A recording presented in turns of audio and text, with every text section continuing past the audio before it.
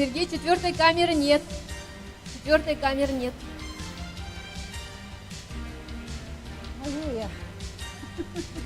Ota ilk gittim ben ota bakaydım. Arılar bu kadar ağrıyor. Nasıl kaçık değil durar. Problem.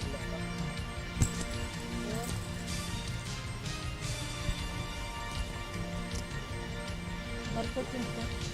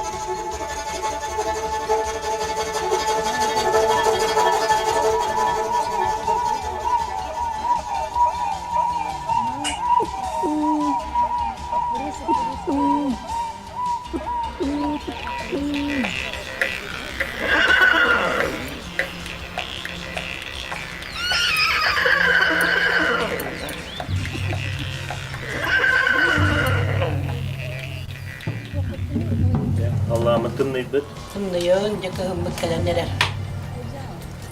sana ütlenmek. Onluk. Vera tahajjud vera tuhudja. Doktor. Görsün. Ha?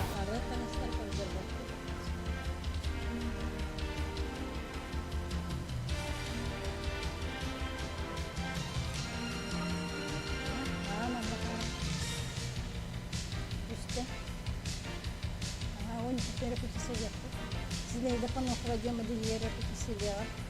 Ang panindito na may sila. Ang panikipkan aksesuar ka berito niya naman. Ang panjahin. Kaya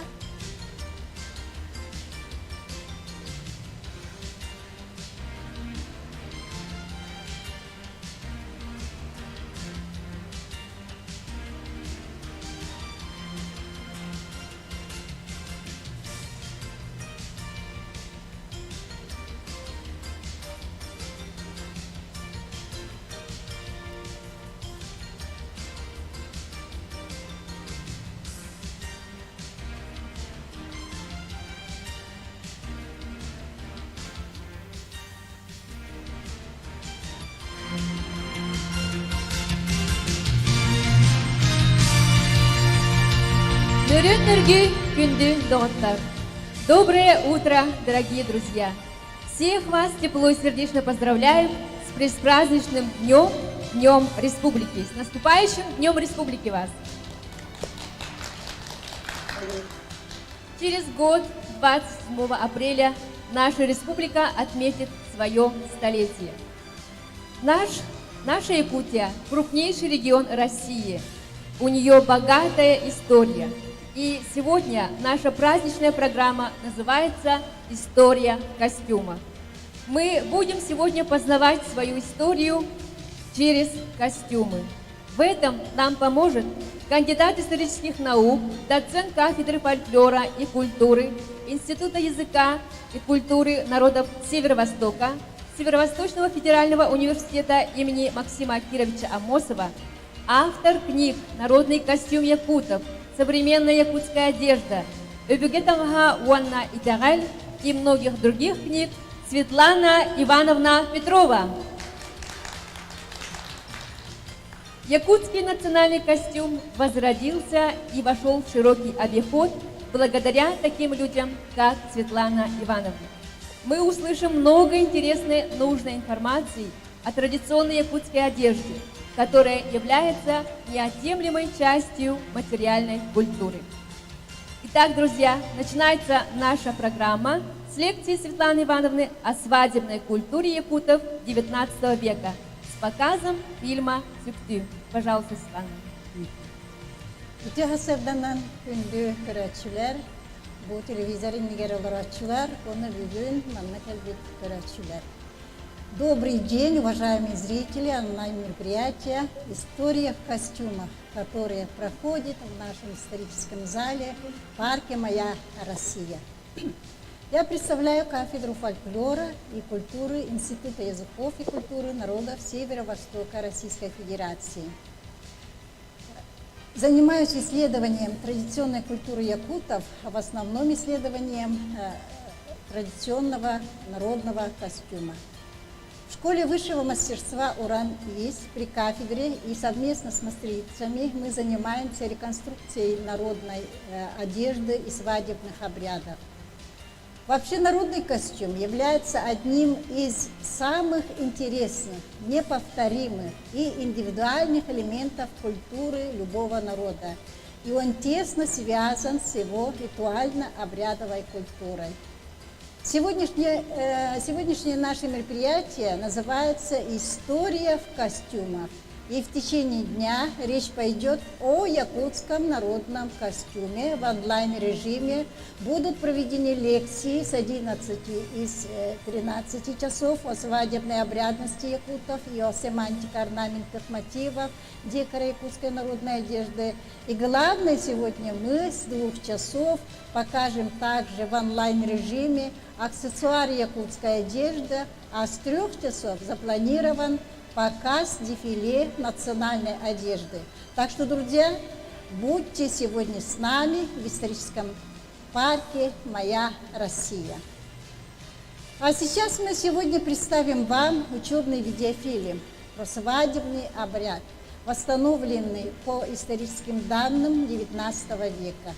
Фильм называется «Кыс-сюктютя», то есть мы покажем не полный цикл всего свадебного обряда, который состоял из множества этапов, а лишь переезд невесты из своего родного очага в дом своего мужа, где зритель знакомится с очень интересными церемониями провода невесты и ее родственниками и встречи ее родителями мужа. Фильм снят работниками Сунтарского филиала Национальной вещательной компании «Саха». Сценарий фильма составлен мною, режиссер Мария Кабельянова-Тускулана, начальник культуры и духовности Сунтарского улуса. Операторами выступили Радомир Сергеев и Вячеслав Борисов. В фильме активное участие принимали мастера и мастерицы Сунтарского улуса. Вся одежда невесты и жениха также были реконструированы мастерицами объединения Сунтар-Сетемя в течение 10 лет. В историко-этнографической науке краткому описанию традиционной свадебной обрядности якутов посвящено достаточное количество работ. Я не буду утомлять вас перечислением авторов-исследователей. Их было много и в XIX веке, и в начале XX века, и в течение советского периода изучения культуры якутского народа и так далее. И историко-краеведческие работы всех ранних авторов объединяло стремление только показать внешние стороны жизни и быта народа. Акцент в их работах в основном делался на фрагментарных описаниях семейно-брачных отношений. С точки зрения религиозно-этнических норм семейно-брачных отношений преимущественно интересным материалом служит, конечно, фундаментальный труд Васлава Леопольдовича Серошевского, сумевшего собрать огромный фактический материал о свадебной обрядности якутов XIX века, который лег отдельной главой «Брак и любовь» в его известном труде «Якуты. Опыт этнографического исследования». Источниками труда автора являлись собственные наблюдения и широкий круг ранее изданных работ. Однако Серошевский еще тогда обратил внимание на то, что те свадебные обряды середины и конца XIX века уже в то время претерпели значительные изменения, и отметил, что якутская свадьба поражает своей молчаливостью и бедностью обрядов. Говорят, что в старину было иначе. Итак, якутский свадебный обряд XIX века Кысүктүтэ.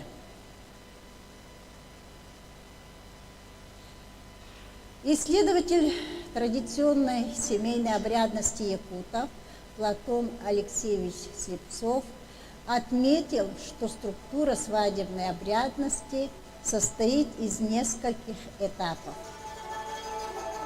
Сватовство Кергенкепсети, во-вторых, первый свадебный праздник Кютюттюр, Затигат, второй свадебный праздник Кысүктүтэ и временное возвращение молодой в родной дом Тюркюттю.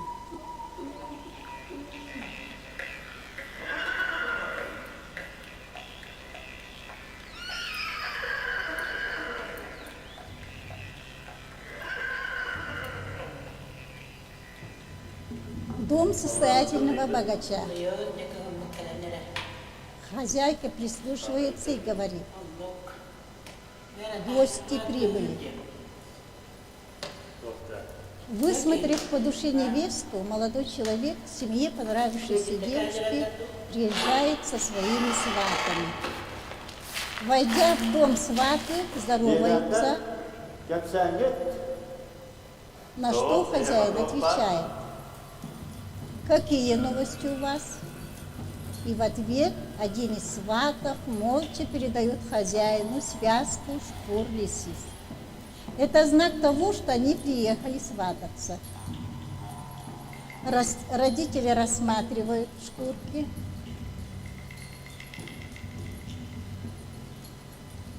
Сваты прямо о невесте не говорили, а спрашивали хозяина: не продаете ли вы молодую кобылу?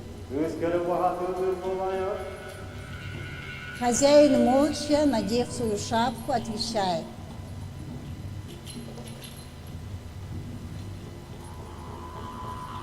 сможем и продать, если согласится. И садится на стол. А мать выводит из комнаты хапахчи свою дочь. Согласием является ее молчание. И, получив утвердительный ответ от девушки, хозяин радостно приглашает гостей на стол. И здесь прямо уславливаются о размерах калыма и их частей. Если жених был из очень богатой семьи, согласие невесты и не требовалось, но родители давали свой ответ, обычно узнав желание молодой.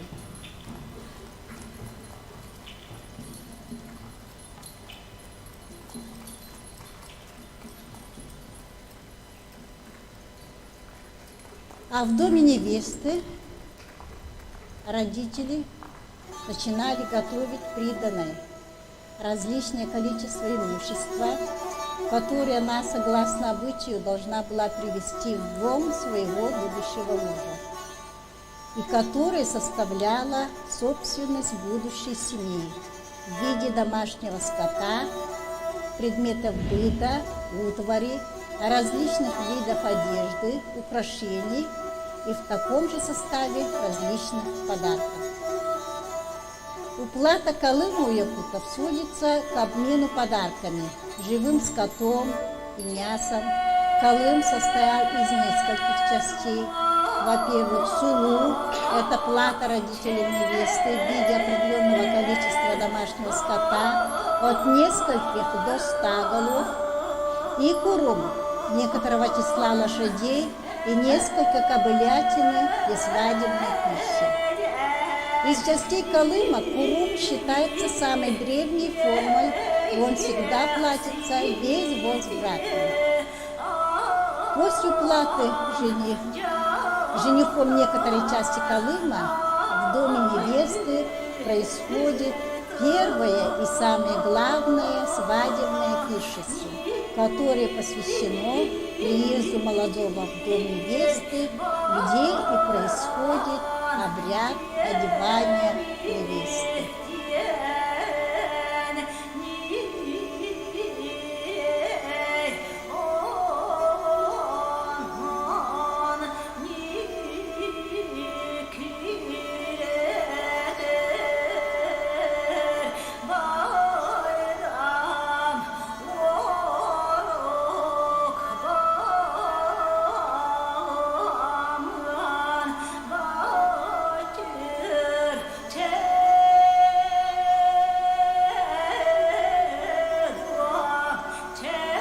Богатые люди для подготовки к свадьбе специально нанимали самых искусных мастериц и мастеров из дальних вузов.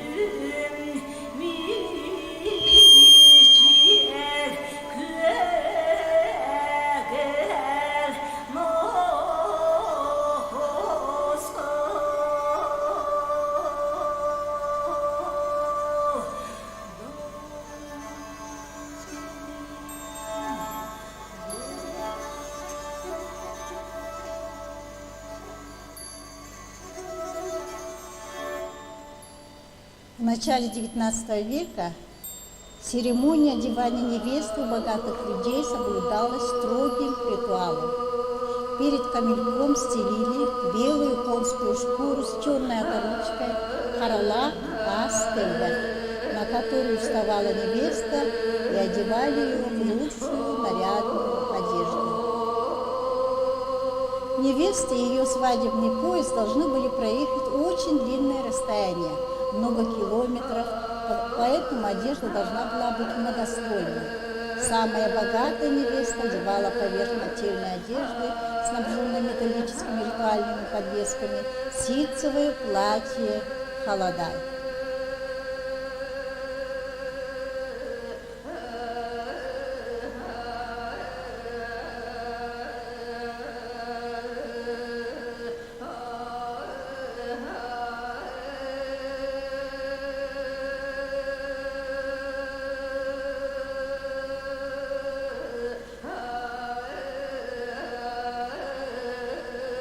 Натазник Сылджа должен быть обязательно с беличьим подкладом. Иногда использовали для этого заячью шкуру. Были натазники и с оленей, коровьей и телячьей шкуры. Натазник невесты украшен металлическими подвесками. Дело в том, что при входе в дом жениха невеста обязательно должна была зазвенеть побрякушками своего натазника, показывая тем самым свою непорочность и чистоту. По поверью якутов, звон металла отпугивает и злых духов.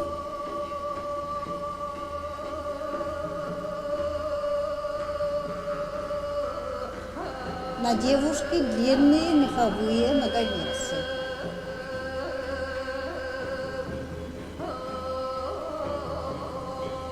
Поверх кожаной обуви девушка надевает длинную меховую обувь с оленьих камусов.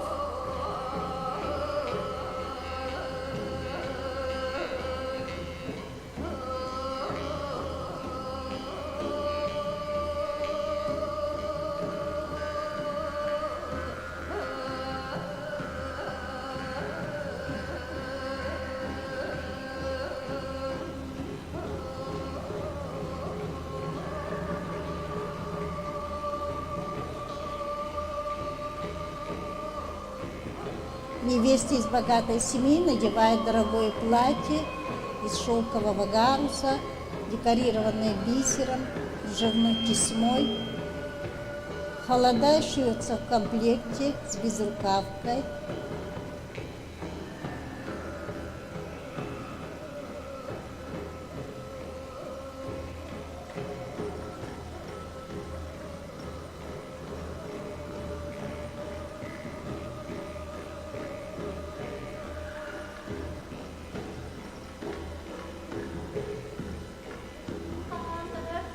Обязательным украшением в свадебной одежде был комплект из литого серебра. Браслеты, большие серьги с подвесками, шейное ожерелье, накосник,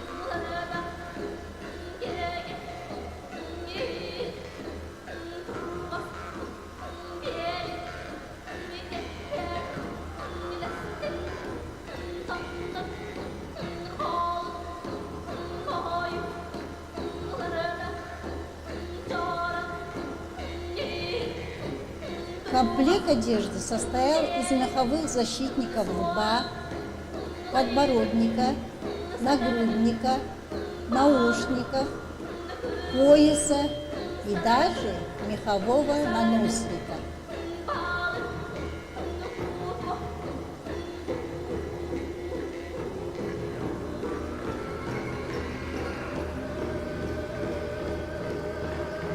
Поверх платьев на невесту надевали пальто с беличьей подкладкой.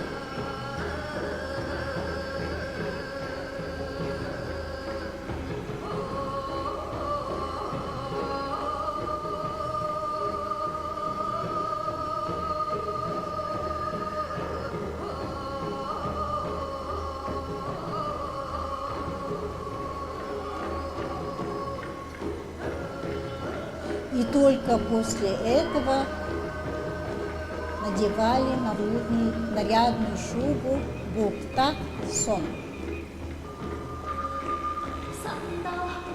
Шубу опоясывали широким серебряным поясом,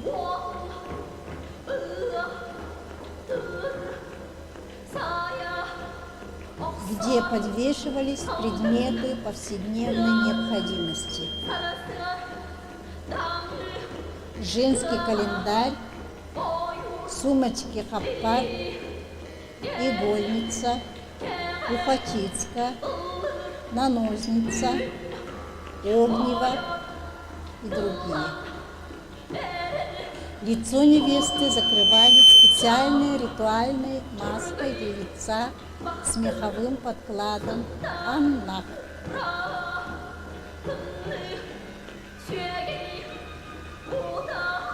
Обязательным украшением, которое демонстрировало о богатом роде невесты, были нагрудно-наспинное украшение из литого серебра и линка-бигер. Кроме того, одежда для дальней поездки состояла из шапки джавака с нарядно вышитым навершием и с круглым диском из серебра в передней части. В полный комплект входили длинный меховой шарф мойтору, сшитый из меховых запястников и беличьих хвостов, нарядно вышитых меховых дорожных рукавиц.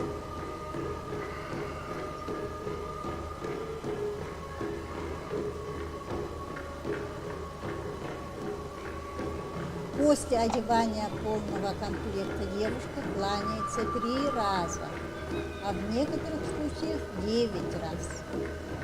Затем жених из родительского дома выводит невесту, при этом она держится за кнут своего будущего мужа.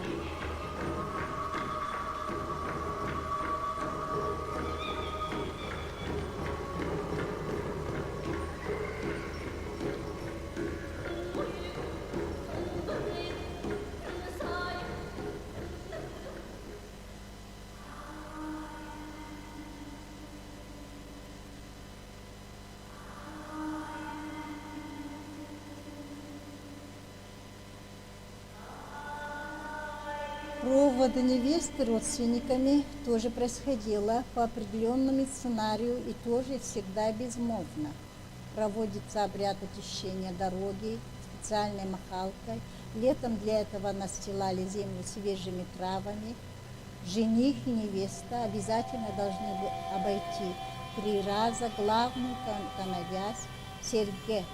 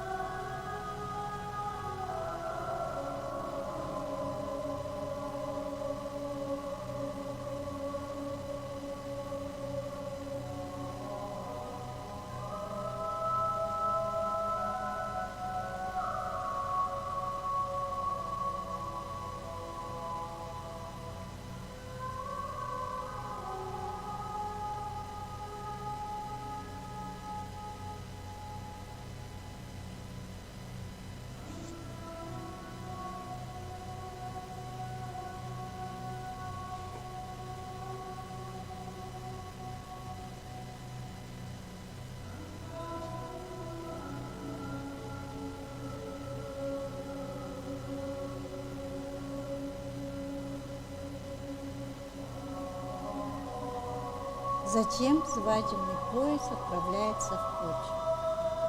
По якутскому обычаю невеста, уезжая из дома, не должна была плакать и оглядываться до ближайшего леса, чтобы не оставить дома своего счастья. Свадебный поезд вместе с родителями, женихом и невестой во главе самой старшей и уважаемой женщины отправляются родственники из рода отца невесты, Худовойдор, 3/9, то есть 37 женщин. 27 женщин, подруги невесты. Кроме них, слуги, обслуживающие лошадей, тюмюрюттер, численность которых зависит от их количества. К ним присоединяются один или два ловких наездника, силачи со стороны родственников невесты, запевалы, исполнители народных песен, иногда и шаманка, Гаганджахтар. В состав поезда входили и слуги невесты, Энне Хулуттар. Невеста везет свою кладь приданного на своих лошадях, заседланных богатую сбрую. Kiiren korili coba dikapsiwa. Korka.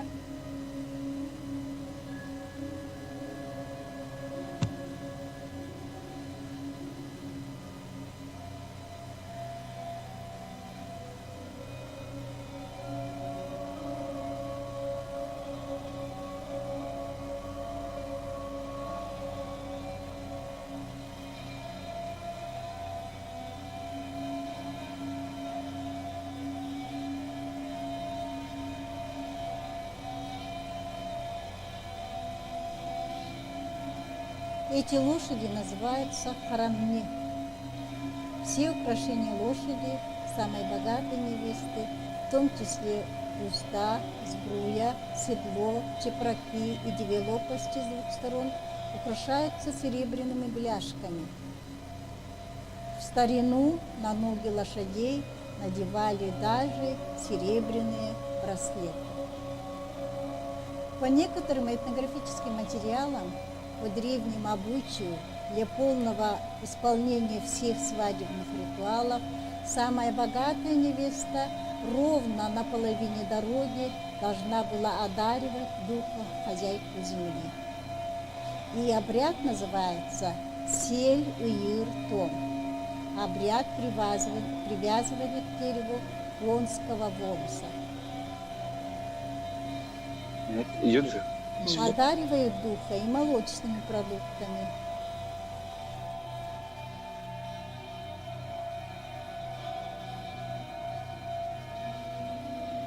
Считалось также, что лучшая невеста должна была преподнести духу хозяйки земли 9 тангалаев, меховых шуб, и в каждой остановке она должна была оставить свою меховую постилку обох. Всего остановках пути должно быть 27, также 3/9.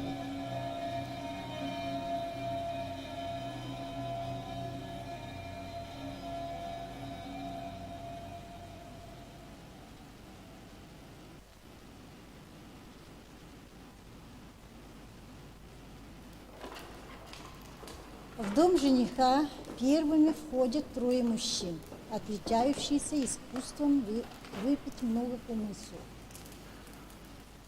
Старший из них становится на коленях перед камельком и, угощая духа хозяина домашнего очага, громко говорит: «Аллу тоттал тансергенанья Аллаха джене атаракадин». То есть пришли мы не кусаем огонь разложить, медный столб ставить, новую юрту ставить. И все кричат «Уруй», то есть слава. После этого женщины подают им по большому кубку чарону, наполненные кумысом, из которого каждый должен выпить, не переводя духу, сколько сможет. Это является знаком того, что родственники невесты здоровые, крепкие люди. Есть сведения о том, что в некоторых случаях перед входом девушки в дом сначала заносили ящик, на дне которого лежали старые наказники невесты. Это делалось для того, чтобы отпугивать недобрых сил. Перед самым входом в дом своего мужа невеста развязывала свой пояс, чтобы освободить свое счастье. В дом она заходила вместе с женщиной, которая вела ее, держа за один конец пояса. За ней входят все гости. В центральных вилюйских улусах первый день происходит обряд приобщения невесты к очагу семьи мужа. Вот кегер. Для этого невеста заранее приготовленные 3 лучины бросала в огонь и, благословляя, угощала его специально приготовленной для этого случая молочной ритуальной пищей. Также бросала в огонь пучок белого конского волоса. Составным элементом приданного невесте является де-беляга – подарок дому.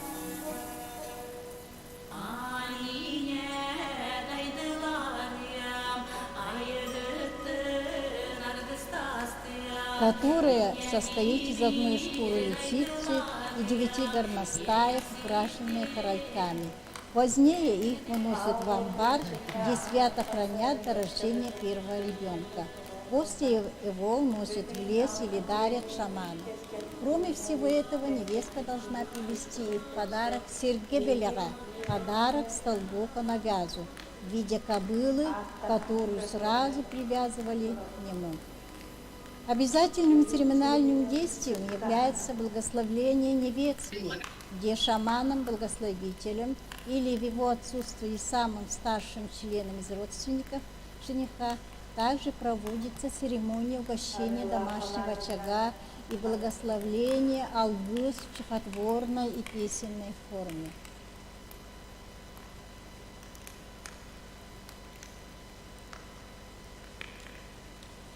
Vyötkö miçik allay. Bütünü kereni sırtıgı oğulukka üstüge götürdü arttağı.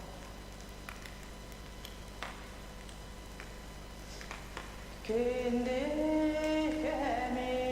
oğullarım kara kıtınan ayğan türekitinen çebülen keskilgin deriner. Здесь она поет довольно долго, поэтому я хочу отметить, что первый день свадьбы у самых богатых, так называемых тюмяхтехуру, после свадебного пира начиналось различные соревнования, конные скачки, национальные игры, соревнования борцов, притягивание палок. Проводились и соревнования запевал кругового танца горкой, песен каюков и так далее. В общем, свадьба проходила как летний праздник Угля, и называлась она свадебный Угля.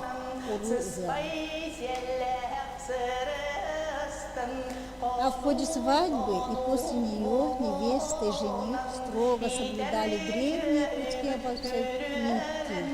от пиит невеста, определяющая отношения между невесткой и мужчинами.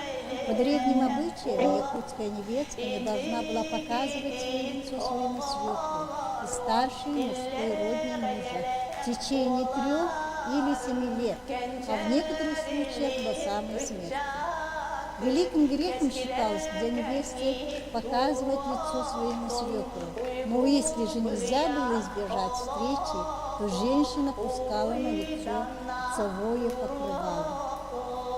О сокращении срока избегания и изживания этого срока в этнографической литературе нет никаких данных. По некоторым источникам невеста должна была показывать и разговаривать только после выполнения специальной церемонии открывания лица.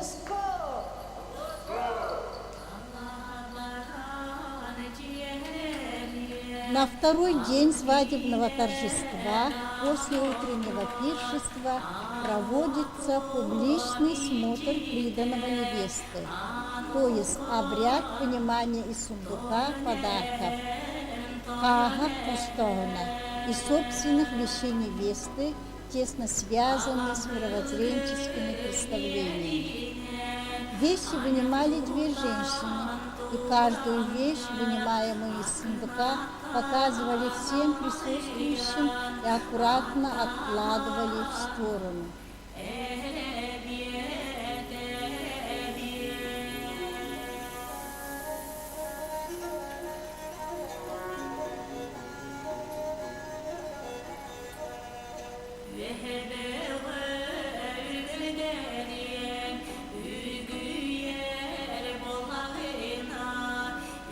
Есть информация о том, что в начале 20 века в ангаласском наследии Сункарского луса каждый вид одежды невесты составлял по 9 штук канасского скута, то есть 9 меховых шуб из тапсон, 9 легкой верхней одежды из сукна, халтансон, 9 платьев, рубахи, 9 платков, 9 видов обуви, 9 рукавиц и так далее.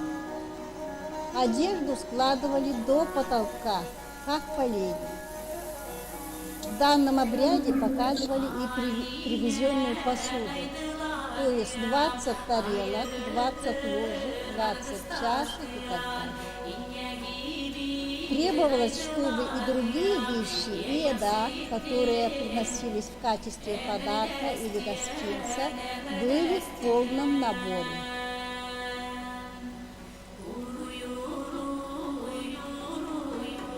Например, невеста приносила с собой отваренное мясо в 9 деревянных посудах, оладьи с маслом, самьякта оладьи, в одной берестяной посудине жир или масло, бугу-ары, специально для угощения огня аскер, соленое масло в деревянной посуде емкости 1 фунт, 1 отваренная лошадиная голова, обвязанная 3 отваренными кишками с кровью, сыльгы ана.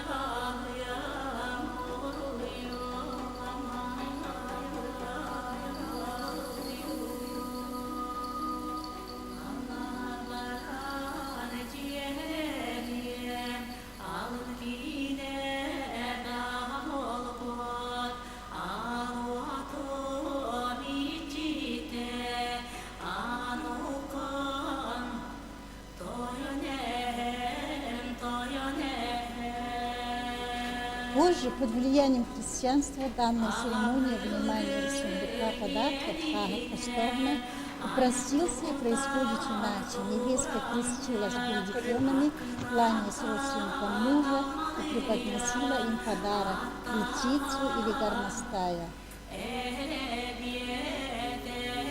Ее и жениха благословляли родственники, и молодые целовали икону.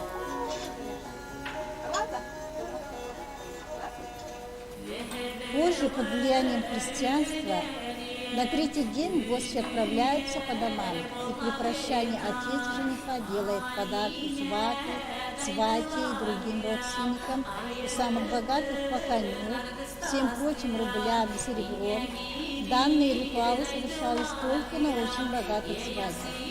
Все зависело от состоятельности родителей молодых, и нередко были отступления от правил. С какой целью проводились они, сведений нет. Но, несомненно, от социально-экономической стороны главной целью была демонстрация богатства родителей невесты перед родителями и многочисленными родственниками мужа.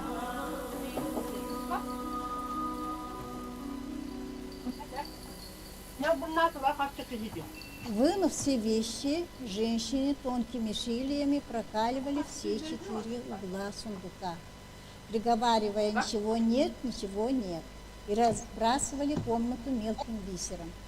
Присутствующие в доме женщины, дети бросались собирать их. Бисер в данном случае выступал символом пожелания молодым, чтобы в дальнейшем они проживали счастливо и богато. Изменения,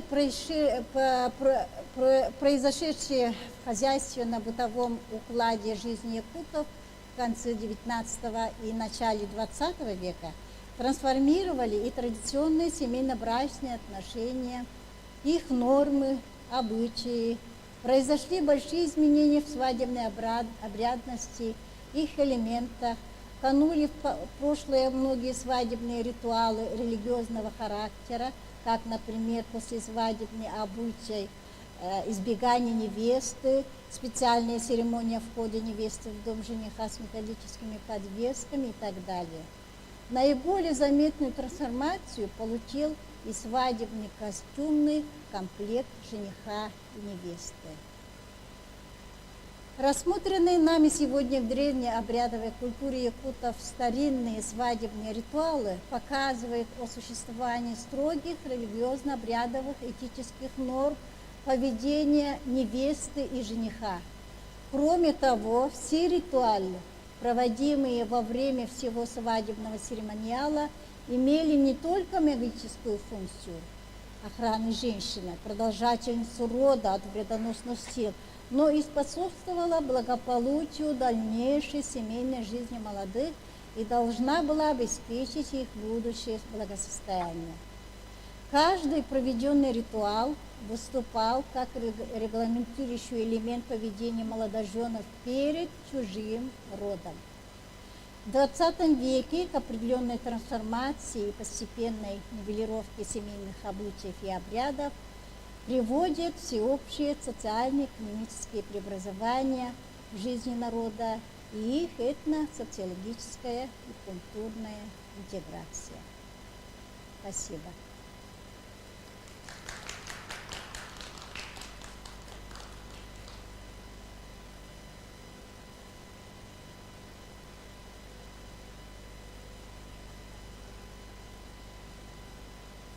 Поддержка. Чего дети не было? Эти были тангастовствута дена. Ула тахамай тюмяхтак бай тангастовству. Тоди такотна были бай интегрировали деньги мисююте. Он тахинен элбах тангастак.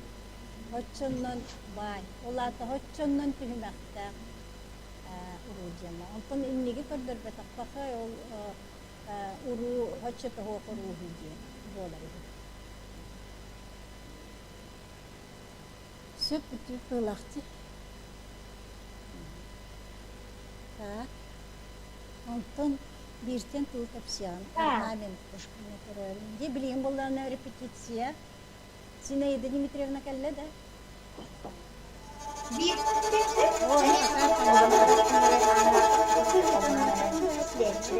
Müşteri yaptılar.